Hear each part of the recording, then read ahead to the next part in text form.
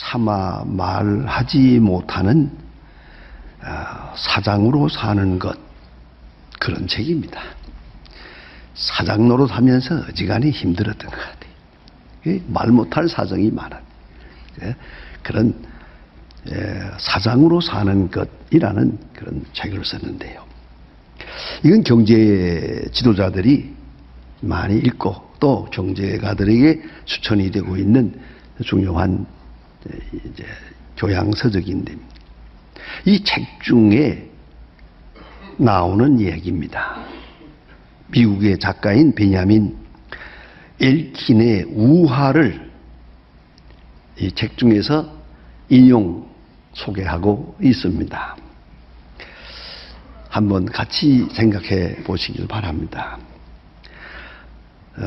어지간히 왁작지껄하고 아주 시끄러운 나라가 있었습니다. 경제, 정치, 문화 할 것 없이 너무너무 시끄러워요. 소리가 많이 났어요.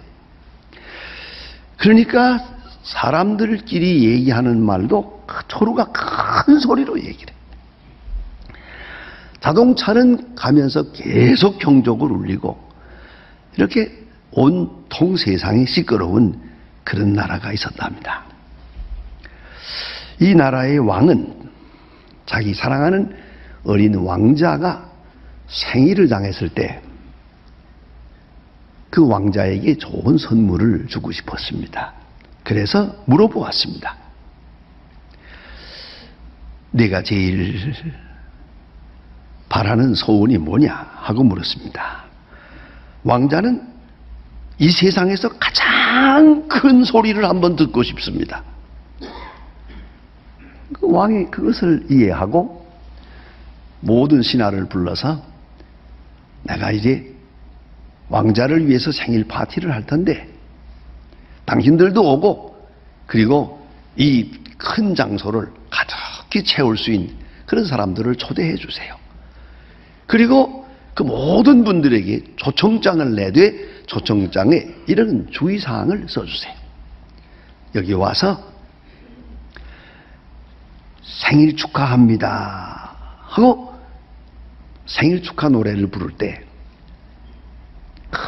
큰 소리로 불러달라고, 이 세상에서 최고로 큰 소리로 그렇게 소리를 내달라고, 우리 왕자가 그걸 듣고 싶다고 한다 그랬습니다.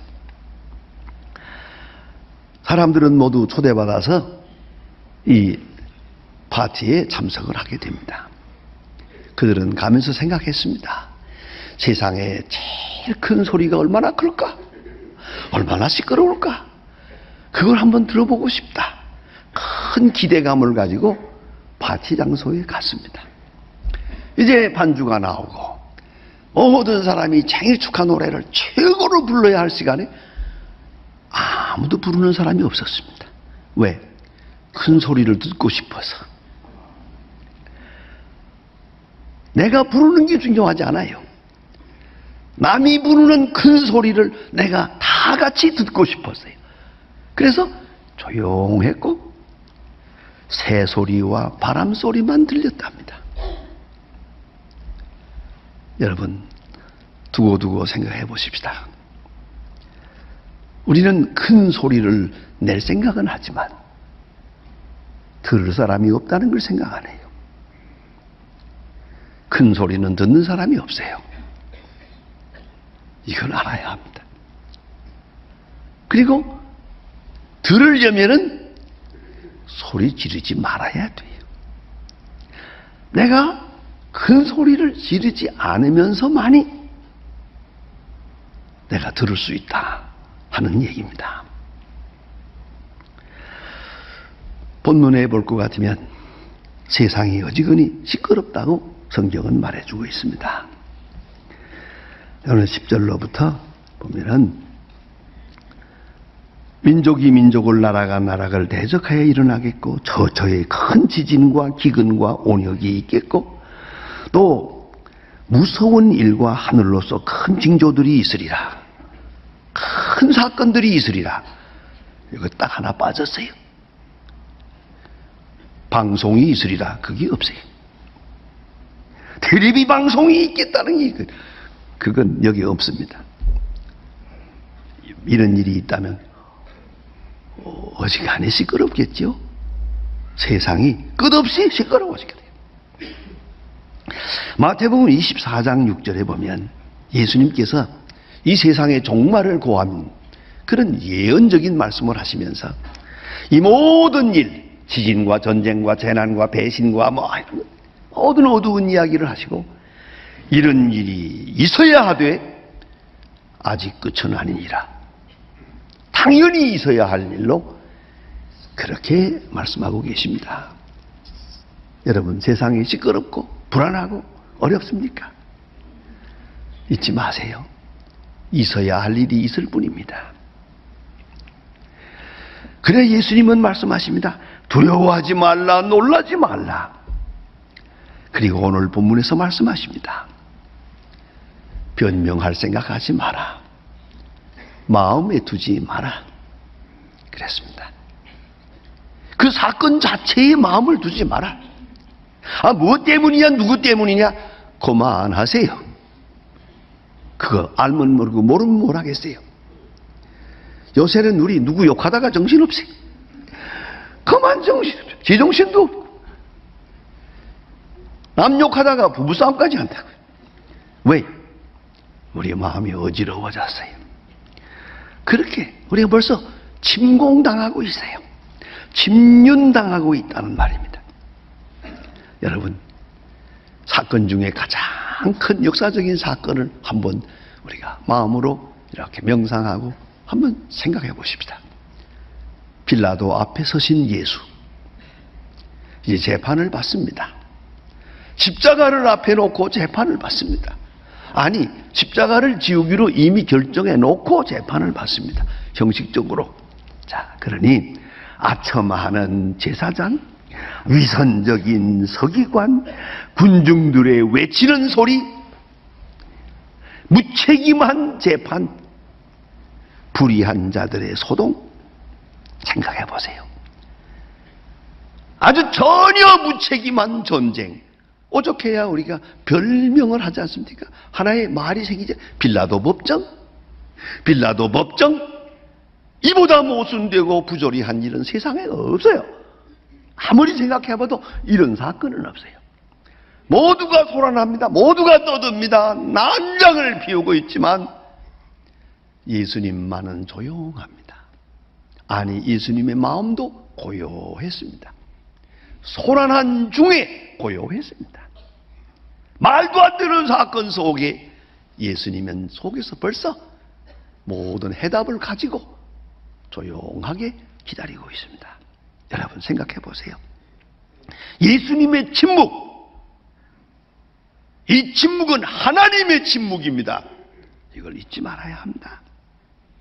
그 침묵 속에 오묘하고 신비로운 하나님의 역사가 이루어지고 있습니다. 자, 보세요. 악이 멸망하고 악이 자기 모습을 드러내는 시간이에요. 여기에 증거가 되리라고 하는데 정말로 악의 증거가 되는 시간인가 하면 예수 그리스도가 높임을 받는 시간. 진리가 무엇이고 의가 무엇이고 하나님을 믿는다는 게 무엇인지를 아주 단적으로 보여주는 귀한 사건입니다. 그리고 침묵이 흐르고 있습니다. 빌라도가 그 침묵하시는 예수님을 두려워하고 있습니다. 언젠가 한번 잘 아시는 분이 모스크바에 갔다가 유명한 화가가 그린 그림 한 폭 유화를 하나 보내주었어. 제가 늘 소중하게 제 사무실에 걸어놓고 있었습니다. 그것은 예수님과 빌라도가 만나는 장면입니다. 빌라도의 얼굴, 눈과 예수님의 눈이 마주칩니다. 참으로 잘 그렸어요. 아주 명화예요. 예수님은 평화롭고 조용하고 불쌍히 여기는 눈으로 빌라도를 봅니다. 빌라도는 로마 군인의 독특한 군복을 했습니다. 아주 화려한 그 빨간 그 기체가 이렇게 아주 무장한 군인으로 보이지만은 빌라도의 눈이 아주 벌써 땅을 보고 있어요. 예수님 앞에 부끄러움을 당하는, 두려워하고 있는 그런 모습을 참 그렇게 잘 그려놓은 것을 보았습니다.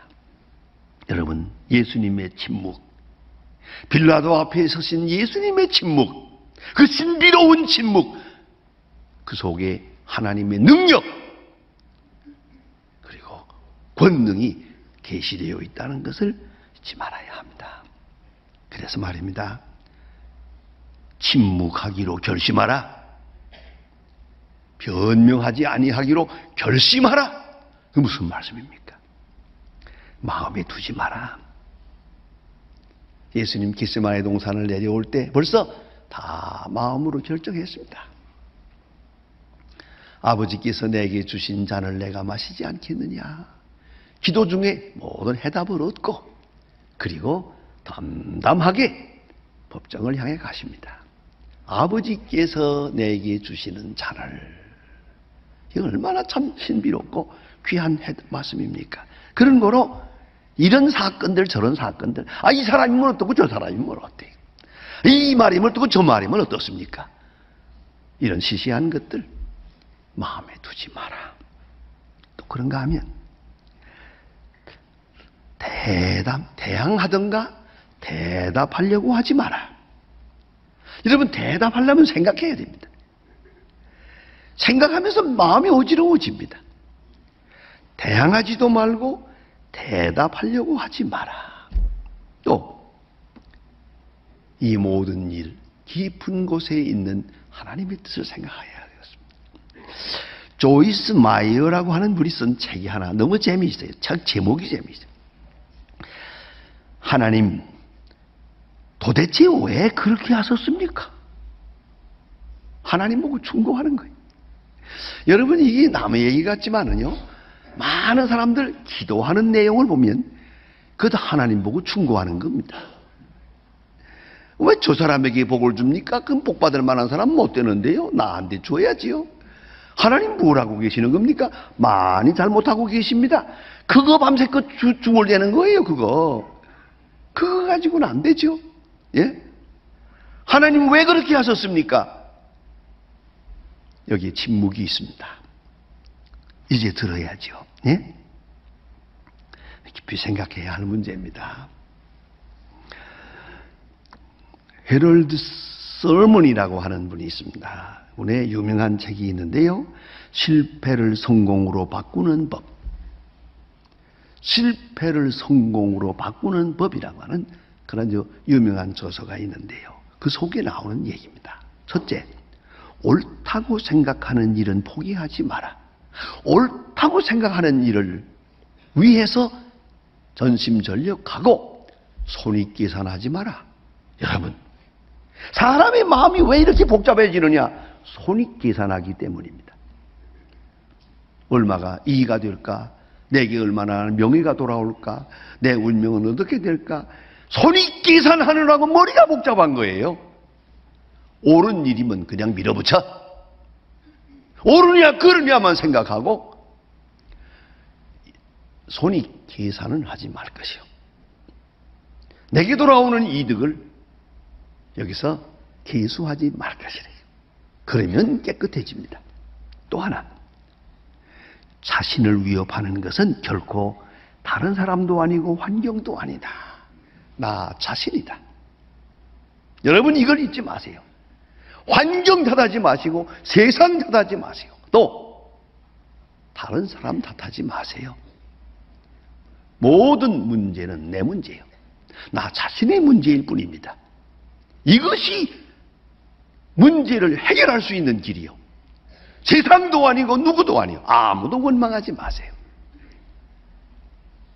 가장 나를 위협하는 것은 나 자신이요. 나 자신의 나약함이요. 나 자신의 비겁함이요. 나 자신의 확실치 못한 존재의식이요. 또한 분명하지 못한 목적의식 때문이에요. 그런 거로 모든 문제는 나 자신의 문제일 뿐이다. 이것이 성공하는 비결이에요. 이걸 이리 생각하지 못하고 누구 탓, 뭐, 죽은 사람 탓, 뭐, 가지 옆에 별 사람 얘기만 하고, 이게 시시한 사람이에요. 이건 해결이 없는 거예요. 나 자신의 문제다. 또, 모든 성공은 실패와 역경 뒤에 오는 것이다. 그죠? 우리가 잘 쓰는 말로 합시다. 이 진리는 간단합니다. 성공은 역전극이다. 역전극이다. 역전 드라마다. 여러분, 제가 요새 봅니다. 뭐 황진이도 보고 주몽도 보고 뭐 요새 저 연계 소문도 보니까요. 보세요. 이 사건 모든 속에서 어려운 일들이 많아요. 그 어려운 일이 없으면 그 주몽이 주몽 될 수가 없어요. 또 사람들이 따라주지도 않고. 그러니까 많은 어려움이 있어야 돼요. 이거 있어서 역전해 나가는 거예요. 한마디로 말해서 모든 드라마는, 성공적인 드라마는 하나같이 역전 드라마다. 드라마로만 보시지 마시고 거울을 보시고 내 얼굴을 보세요. 내 일생도 역전 드라마예요. 어려운 일이 있었어요. 있어야 해요. 그리고야 그 다음에 빛이 나는 거거든요. 아시겠어요? 이건 반드시 있어야 하는 거예요. 역전 드라마다는 것을 꼭 기억하고 그때까지 잘 견뎌야죠. 그러므로 우리는 생각하십시다. 침묵해야 하겠습니다. 침묵해야 현실을 바로 볼 수 있습니다. 말 많이 하면서는 보지도 못하고 듣지도 못합니다. 또한 침묵해야 나 자신을 볼 수 있습니다.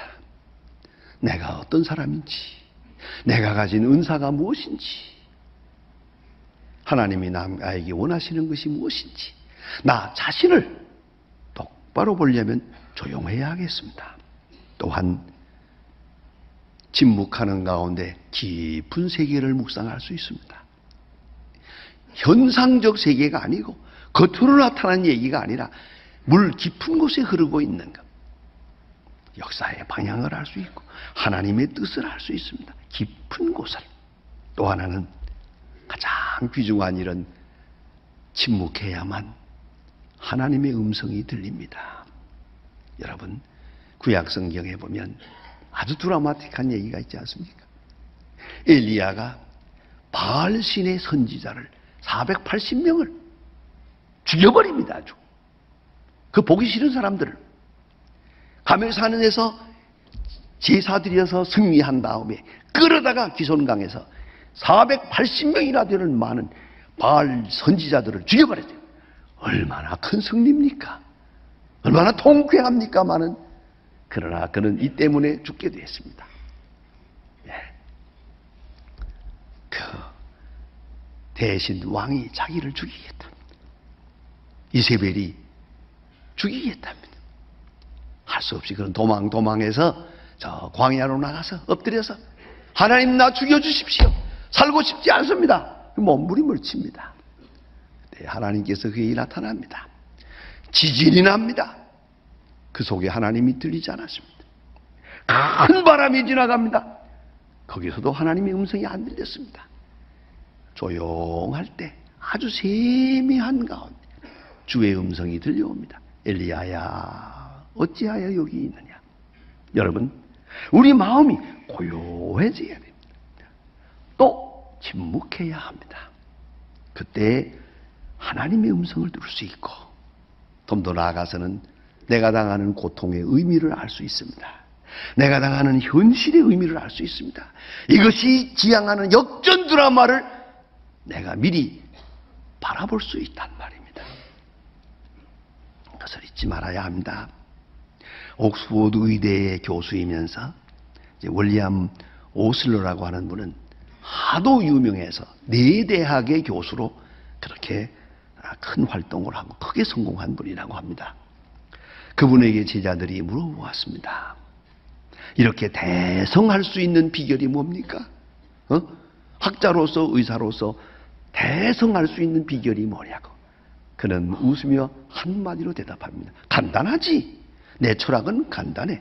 나는 항상 현재에 살고 있으니까. 지난날의 실패, 지난날에 어두웠던 거, 억울하고 분한 거 생각 안 해. 지나갔어. 앞의 일, 미래 생각 안 해. 하나님의 손에 있어.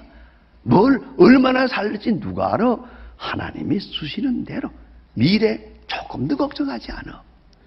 나는 항상 현재에 산다. 그게 성공입니다. 우리는 이 현재가 주는 하나님의 음성을 들어야 합니다.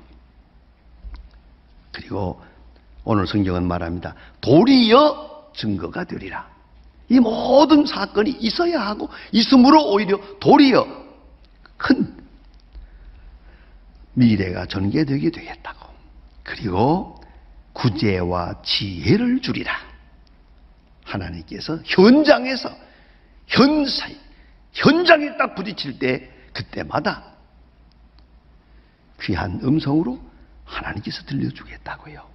성도 여러분, 난리가 났습니다. 세상이 시끄럽습니다. 정신을 못 차리겠습니다.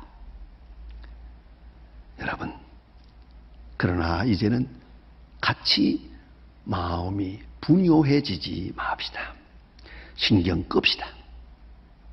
침묵하십시다. 변명도 말고 대답도 말고 아니 비판 보류하십시다. 결론 내려고 하지 맙시다. 그것은 하나님이 하시는 일이니까. 그래서 침묵하시고 기다리시고 그리고 조용히 주님의 음성을 들으십니다. 이제 새로운 미래가 보일 것입니다. 기도하십니다.